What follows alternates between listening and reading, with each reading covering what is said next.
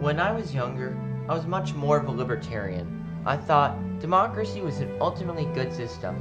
I would say how the people needed to be respected always, and only a democracy, well, I called it a constitutional republic, could lead any nation better. What really changed my thinking was seeing the perspective of the monarchy.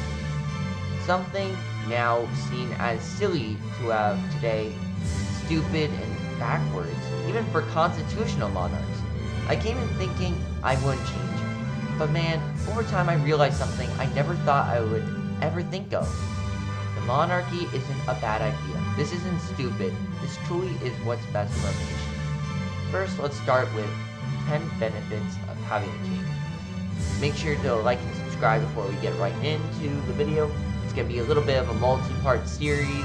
We're just starting with 10 facts, 10 ideals, 10 things that are true and why we need a monarchy. We'll start with number 1, greater responsibility. Now, you might think having a monarch would lead to less responsibility, but really, the king from birth is trained and has the mindset of taking care of his people. Why? Well, the monarch from birth is taught from birth what to do, how to run the nation, how to hold power responsibly. Think of like technocracy. They also, being in more power and being a central base, will be given more blame even when they did nothing wrong. So you can kind of put the blame on them so they're more pressured to try and change things up for the good. A good example is in democracies. You might blame a president or prime minister, but you also realize there are many institutions running the show, and the president, not having all the power, can't just do certain things. Well, we can vote bad people out. You say that, but is it really that simple? The monarch isn't voted out. He can't just leave, so he is inclined to fix it. But that's my second point. Lack of corruption. If your monarch is in power, he will stay there. And you can't abdicate him unless he does it himself, or does go so bad, others force him. A president, however, or just any politician in general, gets elected for a certain amount of time. That seems much better than some king, right? Well, what happens when you get into these scenarios? Scenario A, politician is trash, cripples the country, then leaves with piles of money with him. Scenario B, politician is good, but once finished, he must resign from office and can't run again. Scenario C, politician is running, but he is trash, and then you must pick between two politicians you don't like, who can't agree on anything, dividing the nation further. And scenario D, finally, what happens when your politician in power is corrupt and sells out, and with financial backings, they acquire more power and become even harder to kick out, which is difficult enough. You see what I mean? The king is already in power and can create prosperity. Constitutional monarchs are even better, as the parliament limits the king from becoming a tyrant. Assuming his heart just randomly becomes bad, parliament will check on the king, as the king checks on the parliament, making a balance that can adapt to the modern day. You will also complain about the monarch having power for life, but let me ask you this. How come the justices can live forever and make decisions on a massive scale, and train not even from birth on this without any threat of kicking them out, but the king can't? 3. Uniting a nation. Our nation is more divided than ever. The king is, however, what I believe to be the greater unifier. The role of a monarch is to keep stability and social order, to preserve the culture of the nation while being open to how every citizen is feeling. A good king cares enough where he will bring his nation to glory and be truly in love with his kingdom. Imagine a marriage like in the metaphor in the Bible, where Jesus is married to the church. The king is the material world, is married to his nation, which includes the Christian values, the nation, and the people. As a paleo-conservative, I find the whole individualist idea to be wrong.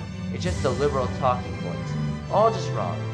It's about us united by the Lord, united by our churches, united by our communities, united by our passion to live among the Lord in his favor. And as for non-Christian people in the nation, I believe you still have your freedom, but this is a Christian country founded by Christian ideas and ideals.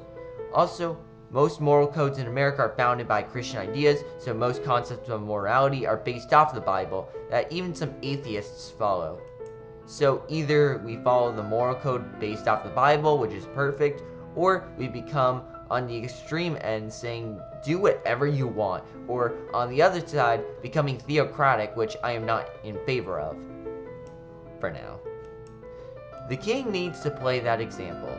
If successful, I can guarantee you that the king will be able to be greater than any president we would ever have in 100 years and further. Which reminds me. 4. The lack of greatness. Let's look at all of our presidents. How many do you see that you would feel was like King Otto, or Charlemagne, or a William I, or an Alexander the Great, or Suleiman I, or James I, or an Augustus, or a Victoria, or a Louis XIV, or a Frederick, or a... I think we get the point. How many leaders truly do we believe could do anything they did?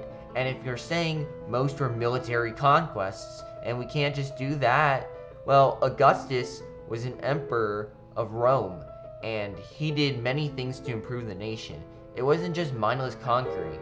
Also, what about Louis XIV? It isn't just about the wars, it's also about the beauty, the infrastructure, the cultural representation. The Versailles Palace was made by Louis XIV and is one of the most beautiful buildings ever made. Other examples of this were the Taj Mahal, made by Emperor Shah Jahan, and St. Petersburg, built up from swamp by Peter the Great. These kings and emperors truly changed their nations. They had truly amazing effects. Imagine a game where two kids are both given $10. The twist is you can double the money if you do an obstacle course, but if you fall, you lose more money. Democracy is the first kid who stays where he is. He is quiet, shy, doesn't really feel like taking risks, can't push the limit. Meanwhile, the second child decides to run through with toughness and strength, and either winning or losing that $10. That's monarchy, or at least using the state to your will. Strong leaders and risky. They calculate at the risk and take it. They seek the glory, knowing they will be in history books. They will be reminded and remembered through history. They are something special. Meanwhile, when you look at a democratically elected person, you don't see many that really push the state to good things. It's usually they stay in power for 4 years, keeping the country going, either a mediocre run or screwing things up. There are probably 10 to 15 presidents, I would say, in my opinion, improved the country. But 10 out of 46 presidents is a low chance of having a good one. And it's even worse when you look at the last 100 years.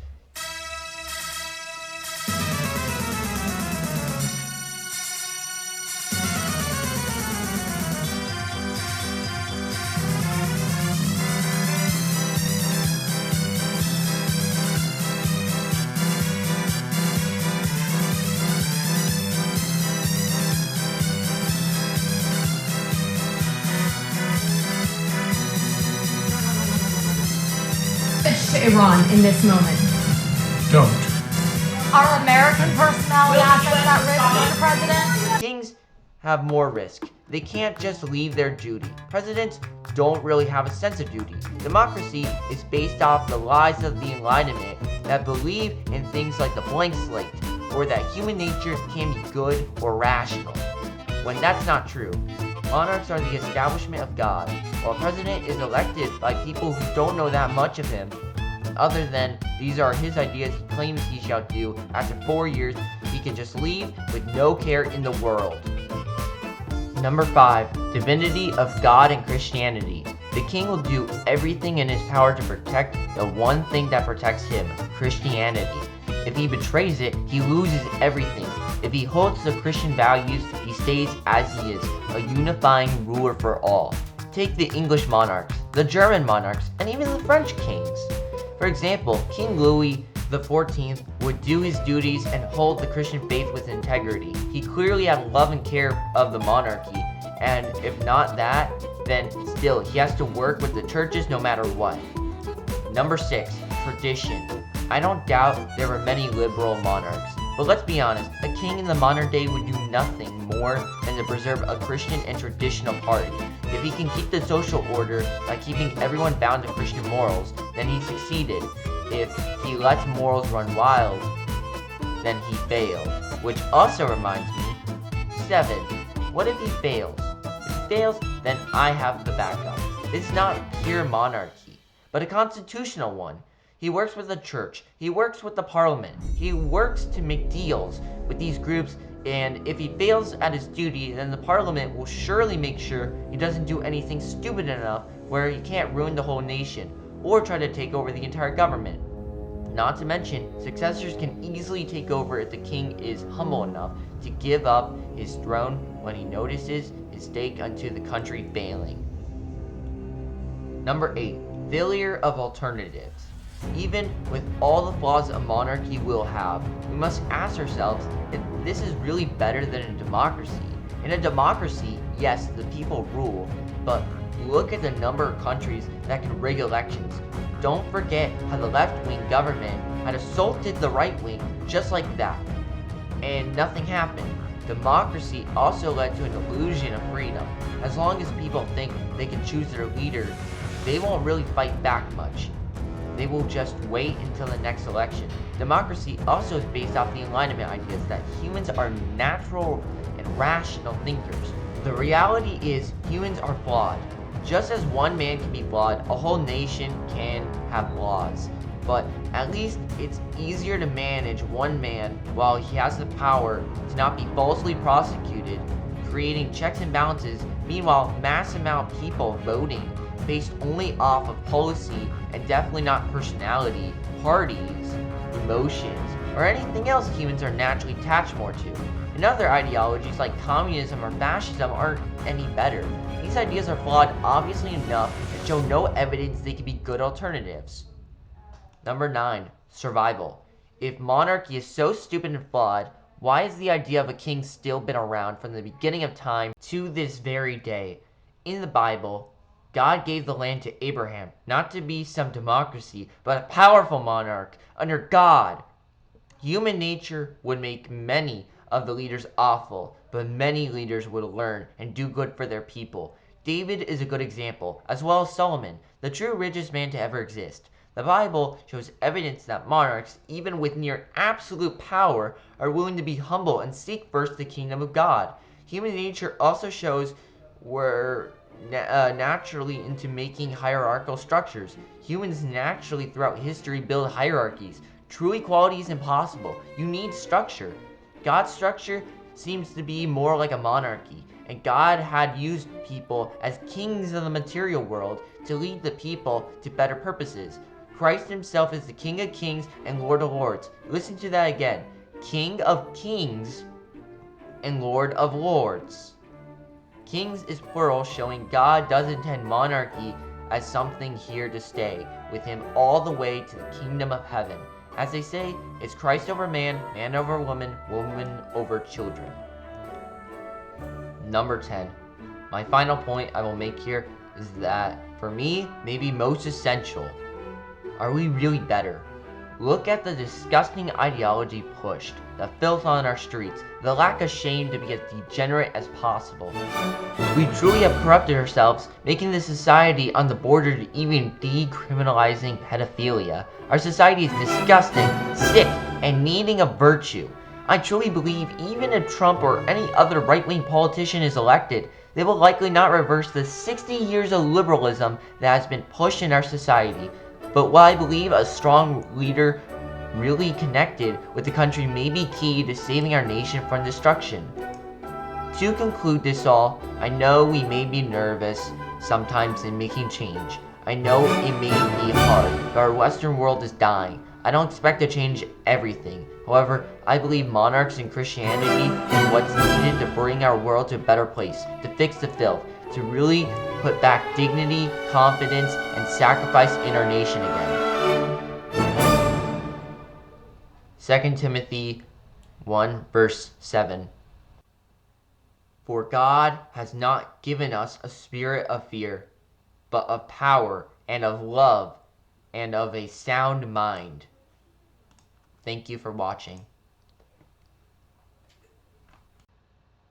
Thank you so much for watching this wonderful video I worked really hard on. I would ask of you to please like and subscribe. This is just going to be a multi-part series. We're going to go all the way, hopefully a summer-long project. And again, really, this is all my opinion. I used to be much more of a libertarian until I realized much more truth. And I think Christianity is the only way out to really save us all. Or at least just my country, America. I love America so much. And I don't really agree how some people may say it's bad for me to be like I hate America because I don't time with the Constitution, which is a little ridiculous. America's not just some document, it's the people there. America's the people, and I will do anything to help our nation and help our people who are being sick. I'm sorry. I'm gonna go now. Thank you so much for watching, and goodbye.